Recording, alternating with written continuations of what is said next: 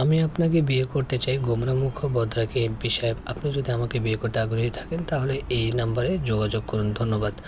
লেখাটা পড়ে নবনির্বাচিত এমপি তাহসিন হাসনাত গভীরের চেহারার রক্তিম আকার ধারণ করে। চোয়াল শক্ত হয়ে আসে। কার এত বড় সাহস তার সাথে এমন মজা করার? গভীর আইডির নাম দেখে এমপি সাহেবের প্রেমে। এটা দেখে গভীর আরও রেগে যায়। গভীর তার পিএ আশরাফুলকে ডাক দেয়, আশরাফুল এদিকে আয়। আশরাফুল তার স্যারের হঠাৎ এমন হুঙ্কার এবং রাগের কারণে কিছুই বুঝতে পারে না, তবে বেচারার ভয়ে যান যা যায় অবস্থা।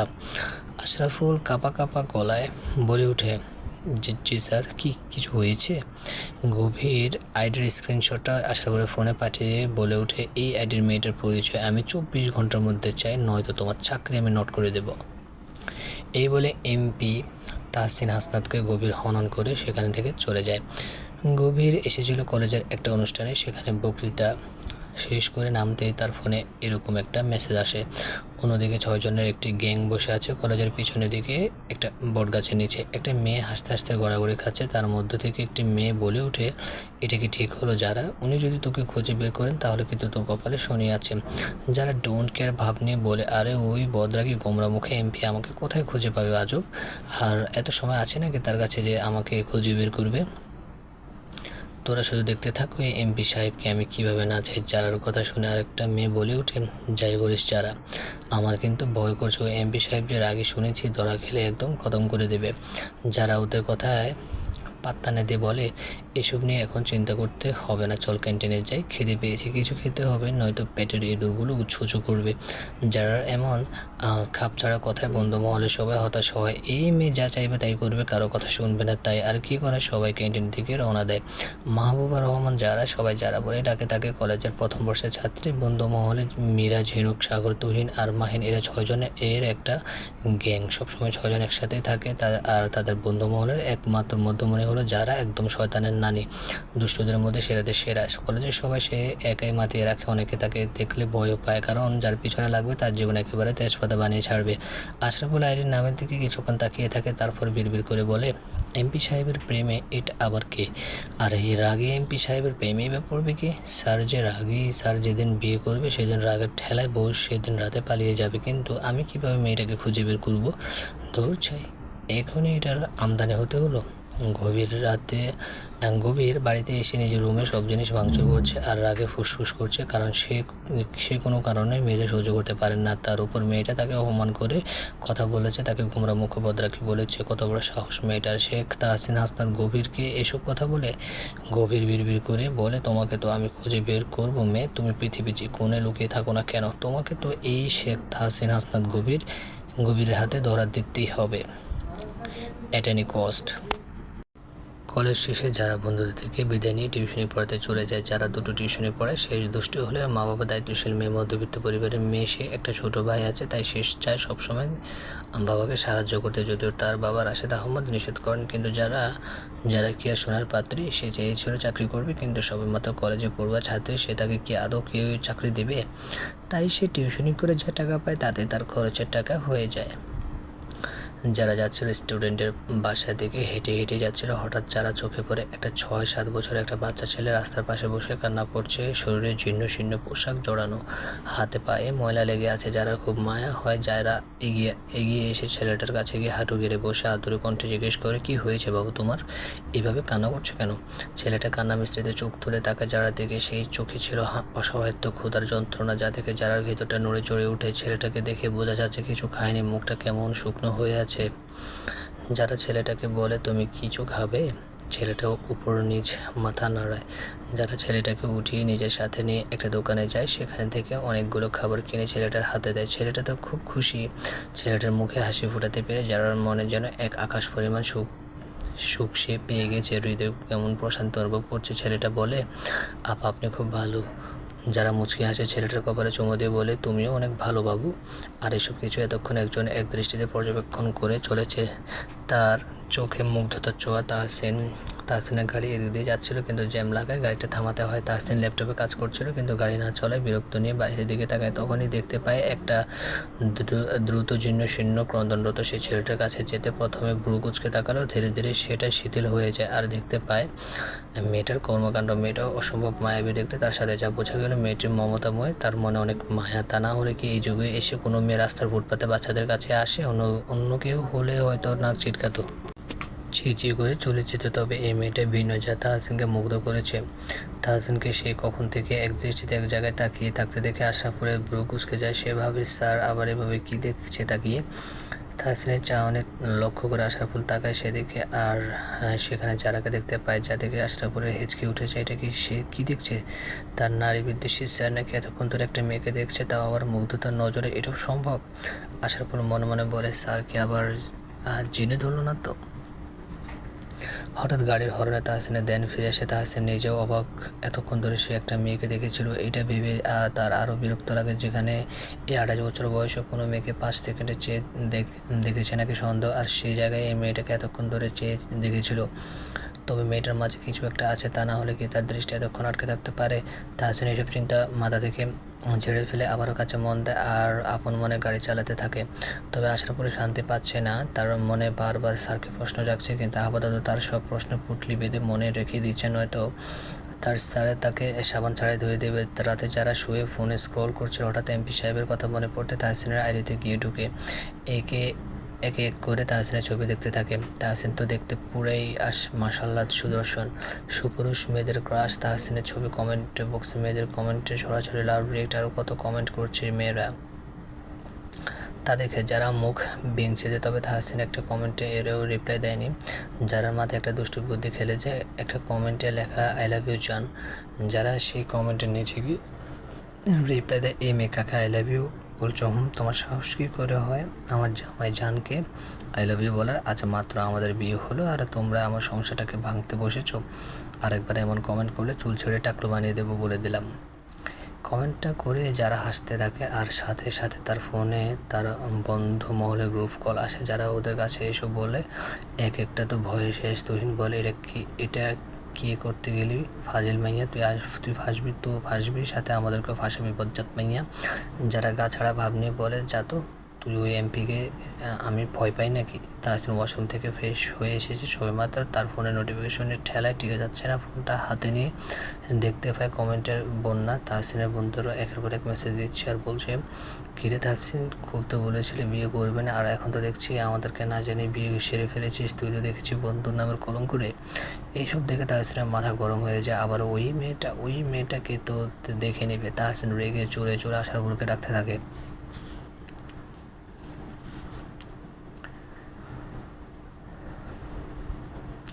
আশরাফ, আশরাফ হতদন্ত হয়ে ছুটে আসে, কাঁপা গলায় বলে, জি স্যার। তাহসিন বলে, আমি যে মেয়েটার পরিচয় জানার কথা বলেছিলাম, বের করেছ মেয়েটাকে খোঁজ? আশরাফুল চোরা চোখে তাকায় তাহসিনের দিকে। একটা আইডির উপর ভিত্তি করে কি করে একজনকে খুঁজে বের করবে? আবার সেটা যদি হয় কোনো ফেক আইডি? আশরাফের চাহনি দেখে যা বুঝে যায় তাহসিন। রাগে তার মাথা ফেটে যাচ্ছে। মেয়েটাকে এই মুহূর্তে পেলে মাথায় তুলে একটা আছাড় দিত। তবে যদি তার একটু শান্তি হতো। ওই মেয়ের এত সাহস, এই এমপি শেখ তাহসিন হাসান গভীরকে জ্বালাচ্ছে। তাহসিন তাতে দাঁত ফিসে বলে, তোমাকে তো আমি খুঁজে বের করবই। এই বলে তাহসিন আশরাফকে পাশ কাটিয়ে রুম খেতে বেরিয়ে যায়, আর পিছু আশরাফও যায়। যারা বন্ধু মহলের সাথে কথা বলে নিশ্চিন্তে শান্তির ঘুম দেয়। অথচ বেচারি জানতেই পারল না তার জন্য সামনে কী অপেক্ষা করছে। জানলে হয়তো এত শান্তির ঘুম দিতে পারত না। ঝিনুক তার রুমে বসে মাথায় চিরুনি করছিল। এমন সময় ঝিনুকের বড় ভাই রুমে ঢুকে। ঝিনুক তার ভাইকে নিজের রুমে দেখে বেশ অবাক হওয়ারই কথা, কারণ ঝিনুকের বড় ভাই কখনো ওর রুমে আসেনি। কোনো প্রয়োজন হলে ঝিনুককে ডেকে পাঠাতো, কিন্তু কখনো নিজে আসেনি। ঝিনুকের দুই ভাই, ঝিনুক সবার ছোট। ঝিনুকের ছোট ভাইয়ের সাথে বন্ধুসুলভ সম্পর্ক থাকলেও বড় ভাইকে সে চমের মতো ভয় পায়। তার মানে এই না যে তার বড় ভাই তাকে ভালোবাসে না, ভালোবাসে। তার বড় ভাই তাকে সবচেয়ে বেশি ভালোবাসে, তবে প্রকাশ করে কম। সবসময় গম্ভীর হয়ে থাকতেই যেন সে পছন্দ করে। ঝিনুক কিছু একটা মনে করে ভয়ে শুকনো ঢুক গিলে ভয়ে তার গলা শুকিয়ে আসছে। ঝিনুক আমতা আমতা করে বলে, ভাইয়া তুমি এখানে, কোনো প্রয়োজন? ঝিনুকের বড় ভাই গম্ভীর মুখ নিয়ে ঝিনুকের বিছানায় গিয়ে বসে। তার অপরিচিত গম্ভীর কণ্ঠে বলে ওঠে, পড়াশোনা কেমন চলছে তোর? আর তুই আমাকে দেখে এভাবে ভয় পাচ্ছিস কেন? এই কথা শুনে ঝিনুকের কাঁপাকাঁপি শুরু হয়ে যায়। নিজেকে স্বাভাবিক রাখার চেষ্টা করেও পাচ্ছে না, তবুও নিজেকে যথাসম্ভব স্বাভাবিক করে বলে ওঠে, ওই আর কি, তেমন কিছু না ভাইয়া। আর আমার পড়ালেখা তো ভালোই চলছে।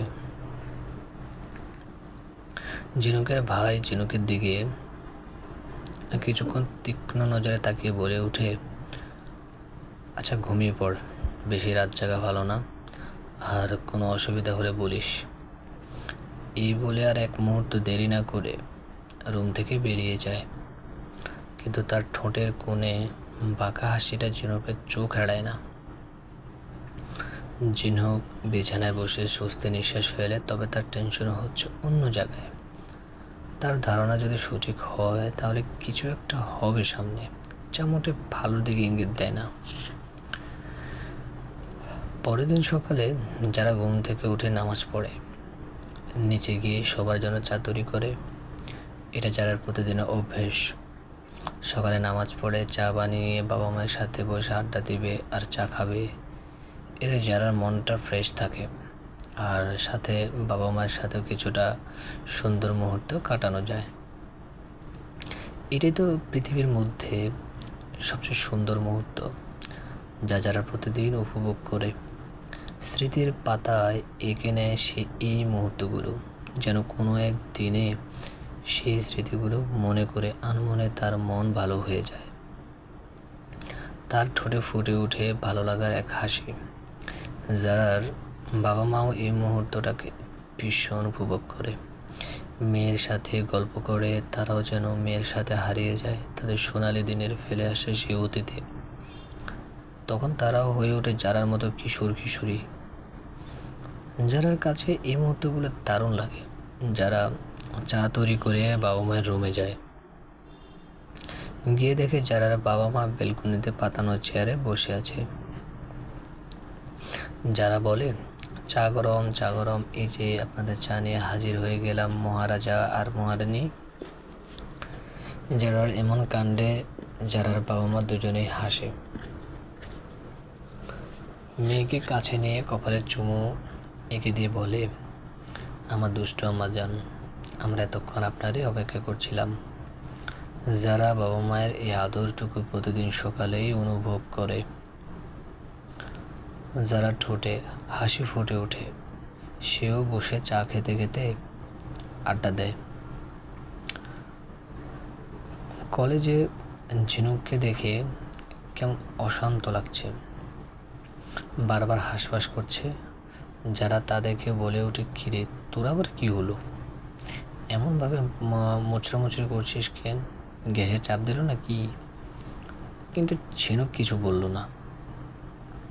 যারা আবার কিছু বলতে যাবে, তখন তুহিন বলে, এই চল ক্লাসের সময় হয়ে গেছে, দেরি করলে পরে ডাক্তার স্যার আবার কান ধরে বাহিরে দাঁড় করিয়ে রাখবে। তুহিনের কথায় সবাই হেসে ওঠে। সবাই মনোযোগ দিয়ে ক্লাস করছিল, কিন্তু ক্লাসের মাঝখানে একজন এসে বলে যায় যে এমপি শেখ তাহসিন হাসনাত গভীর এসেছে, আর তিনি ফার্স্ট ইয়ার স্টুডেন্টের সাথে কী যেন কথা বলবে। 5 মিনিটের মধ্যে তিনি ক্লাসে আসবেন। কথাটা শোনা মাত্রই যারার বন্ধুর মহলে যেন আকাশ ভেঙে পড়ে। এক একটা ভয়ে জড়সড় হয়ে যাচ্ছে, কিন্তু যার কারণে এত কিছু সে নির্বিকার এবং নিশ্চিন্তে বসে আছে, যেন কিছুতেই তার কিছু যায় আসে না। মীরা যারার এমন নির্লিপ্ততা দেখে বলে ওঠে, কিরে কিরে যারা, তুই এমন শান্ত আছিস কী করে? আমি নিশ্চিত তাহসিন স্যার সব জেনে গেছে, এবার কি হবে? যারা বলে, এত ভয় পাচ্ছিস কেন? ওই বেটাকে এত ভয় পাওয়ার কি আছে বুঝলাম না। আসতে দে, ওই এমপিকে দেখবো বেটা কী করে। আমি তাকে ভয় পাই নাকি? যারার কথা শুনে বন্ধু মহলের সবার মাথায় হাত।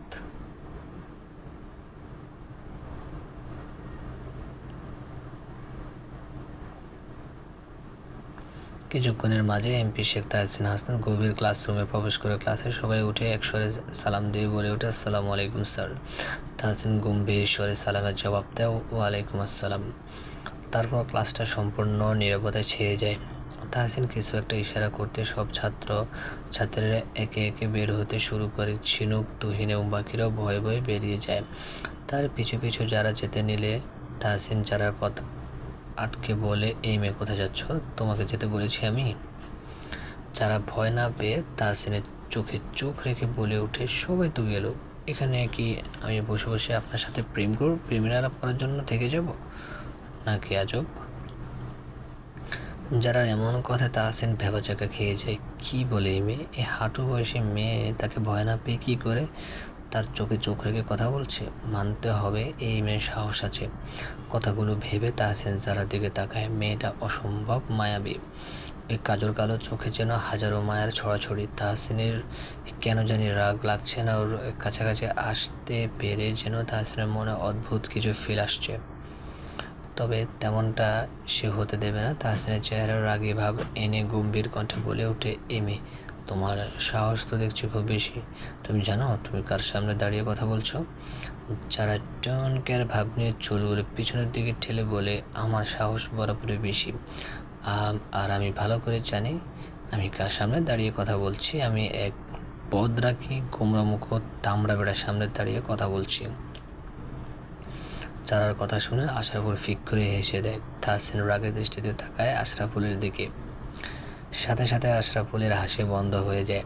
সে অন্যদিকে মুখ করে দাঁড়িয়ে থাকে। তাহসিন ফোনটা হাতে নিয়ে মেসেজ অপশনে গিয়ে যারা সামনে ফোনটা ধরে বলে, হোয়াট ইজ দিস? এসব কি? হ্যাঁ। যারা মেসেজটা পড়ে উচ্চস্বরে হেসে দেয় আর বলে, বারে এটা তো আপনার সাত খবরের ভাগ্য যে মেয়েটা আপনার মতো গোমরা মুকুট দামড়া বেড়ারে বিয়ে করতে চাইছে। এরপর যারা কিছু একটা মনে করে বলে ওঠে, এক সেকেন্ড, আপনি আমাকে এসব দেখাচ্ছেন কেন? যে এটা দিয়েছে তার কাছে যান। তাহসিন যারার এমন হেয়ালিপনে আচরণ রেগে ফিরে যাচ্ছে, কিন্তু নিজের রাগটাকে দমে নিয়ে দাঁতে দাঁত ফিসে বলে উঠে, আমি সঠিক মানুষের কাছে এসেছি, আর এটা তুমি দিয়েছো আমায়। যারা এবার একটা শুকনো ঢোক গিলে, কিন্তু তার তো ভয় পেলে চলবে না, নয়তো এই পথচাতে এমপি সাহেব তাকে থুলুই দেবে। যারা বোকা এসে বলে ওঠে, হি হি, মানে এমপি সাহেব ওই আপনার পিছনে দেখেন কি যেন একটা। তাহসিন যারার কথায় পিছনে ফিরে তাকাতে যারা দৌড়। তাহসিন পিছনে কিছু না দেখে সামনের দিকে তাকাতে দেখে যারা দৌড়ে পালিয়ে গিয়েছে। তাহসিন কেমন করে যেন তাকিয়ে থাকে যারা যাওয়া দেখে। মেয়েরা সাহসিকতা দেখে তাহসিন অবাক। যেখানে সবাই তাকে দেখলে ভয়ে কাঁপে, আর সে জায়গায় এই পুচকে মেয়ে তাকে নাচিয়ে ছাড়ছে, আবার বোকা বানিয়ে চলেও গেল। এই মেয়ের মাঝেরও কিছু একটা আছে, হয়তো তাকে এত টানছে কেন? রাগ দেখাতে পারছে না, যে রাগটুকু নিয়ে এসেছিল মেয়েটার কাছে এসে সব উধাও হয়ে গেল। তাহসিন আনমনে মুচকি হাসে আর বলে, very intelligent girl, I like it. পালিয়ে যাবে কোথায় তুমি? ধরা সে আমাকে দিতেই হবে মেয়ে। এই বলে চশমাটা চোখে পড়ে ক্লাসরুম থেকে বেরিয়ে যায়। আর আশরাফুল আহমকের মতো তাকিয়ে থাকে আর ভাবে, স্যার তো মেয়েটার উপর ভীষণ রেগেছিল, তাহলে এটা কি হলো? মেয়েটাকে তো কিছুই বললো না, উল্টো মেয়েটা স্যারকে বোকা বানিয়ে পালিয়ে গেল। তাহলে এতদিন পর স্যারকে ঠিক করার মানুষ এসে গেল। যারা দৌড়াতে দৌড়াতে রাস্তার একপাশে এসে দাঁড়ায়, হাঁপিয়ে গেছে, গলাটাও শুকিয়ে এসেছে।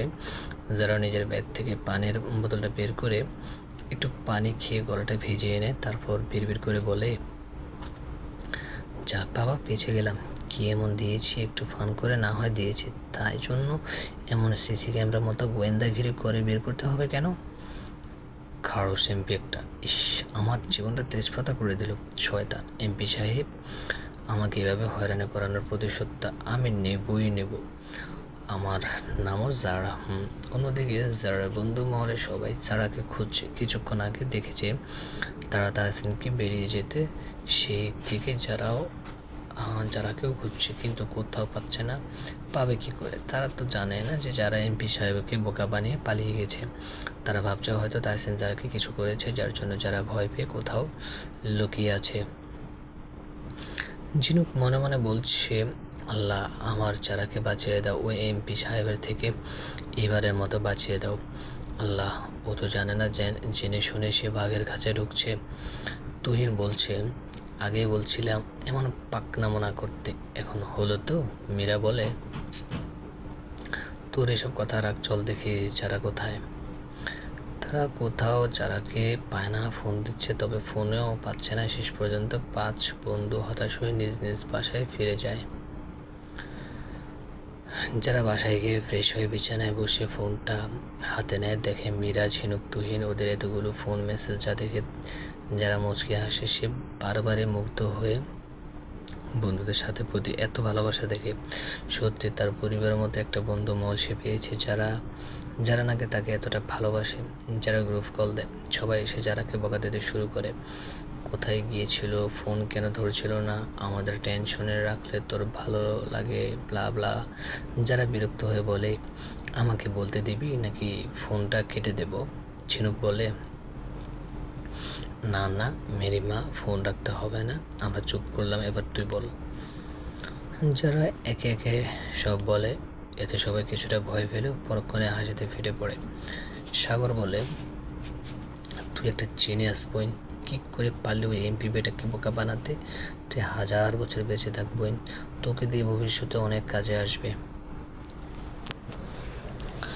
হাসি থামিয়ে মীরা বলে, এবার তো বেঁচে গেলি, কিন্তু উনি তো তোকে এমনি এমনি ছেড়ে দেবে না। যারা বলে, আমাকে নিয়ে টেনশন করিস না, ওই এমপি বেটার সাথে আমি কি করে তা শুধু দেখতে থাক তোরা। কিন্তু এত সবের মাঝে ঝিনুক নীরব, সে যেন কোনো এক গভীর চিন্তায় মগ্ন। ঝিনুককে এমন অন্যমনস্ক দেখে তুহিন বলে, তোর আবার কি হলো, কোন দুনিয়ায় হারালি? ঝিনুক আমতা আমতা করে বলে, না মানে কিছু না, আমি ভাবছিলাম ওনার পিছনে লাগা কি ঠিক হলো বল? শুনেছি উনি যে রাগী। পর আর কিছু বলতে পারে না। সামনের দিকে তাকিয়ে ঝিনুকের গলার স্বর থেমে যায়, ভয়ে কাঁপাকাঁপি শুরু করে দেয়। এতে সামনে দাঁড়িয়ে থাকা মানুষটি খুব বিরক্ত বোধ করে। এত ভয় পাওয়ার কি আছে তাকে?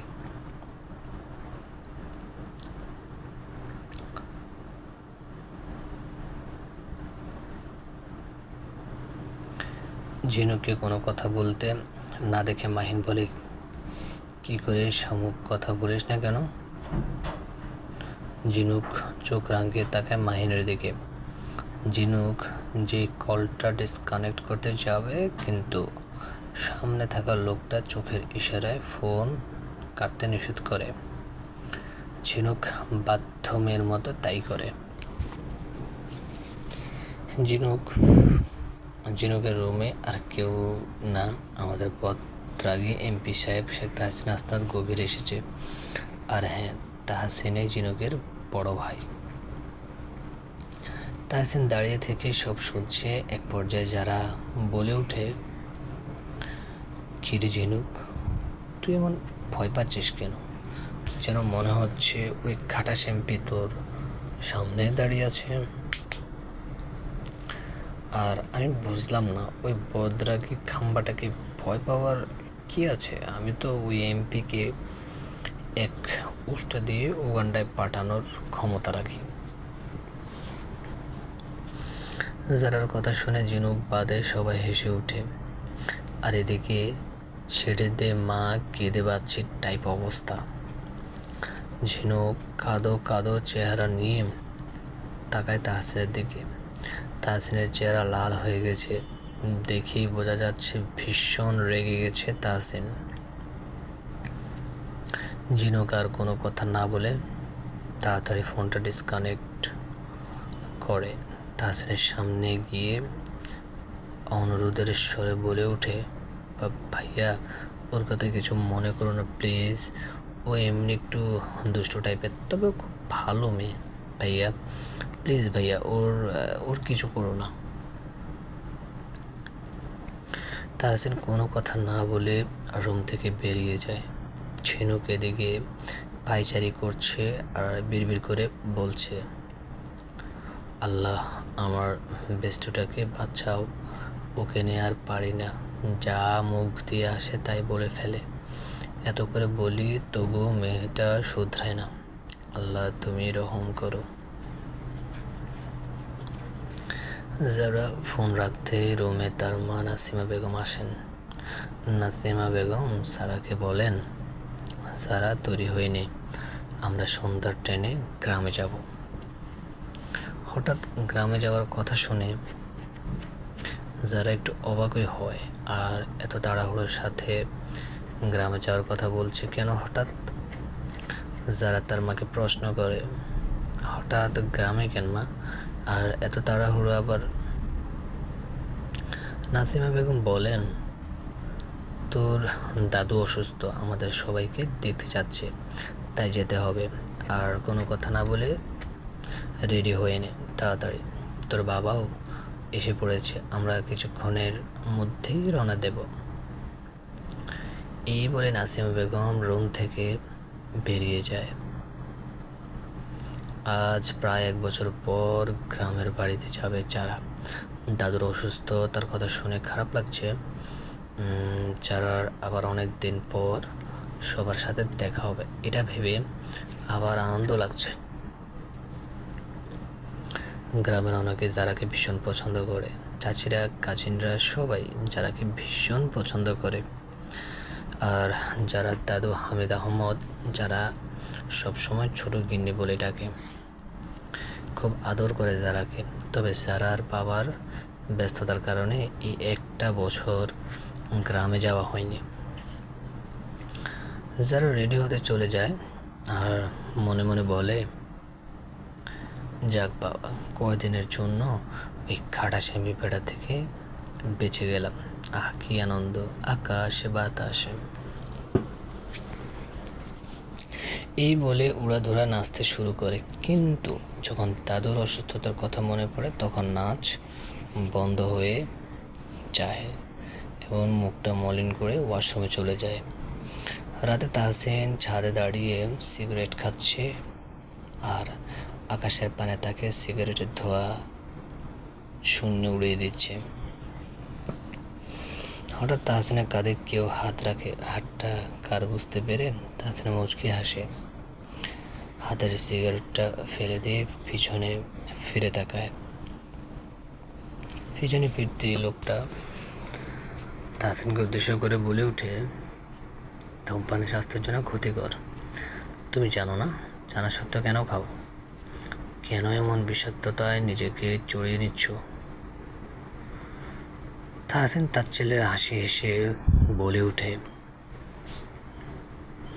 আমি নিজেই তো বিষাক্ত, আমি আবার কোন বিষয়ে নিজেকে বিষাক্ত করব?